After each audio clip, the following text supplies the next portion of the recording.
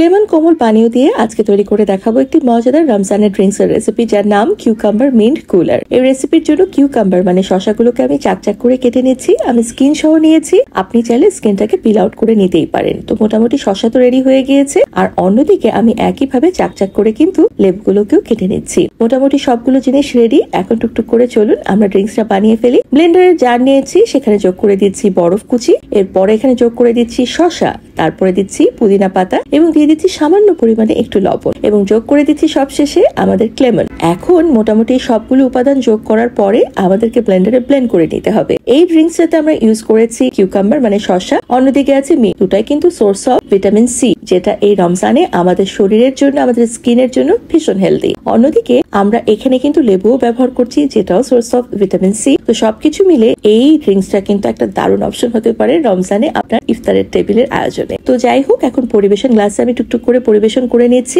আর এইভাবে করে প্রতিদিন যদি একটা করে দারুণ রমজানের ড্রিঙ্কস এর রেসিপি পেতে চান, তাহলে আমার পেজটাকে বা ইউটিউব চ্যানেলটাকে ফলো করতে ভুলবেন না। আপাতত আমি তো চললাম। ফুল রেসিপি জানতে হলে কমেন্ট করবেন, আর রেসিপিটা ভালো লাগলে সবার সাথে শেয়ার করে টাইমলাইনে রাখতে ভুলবেন না। কেমন?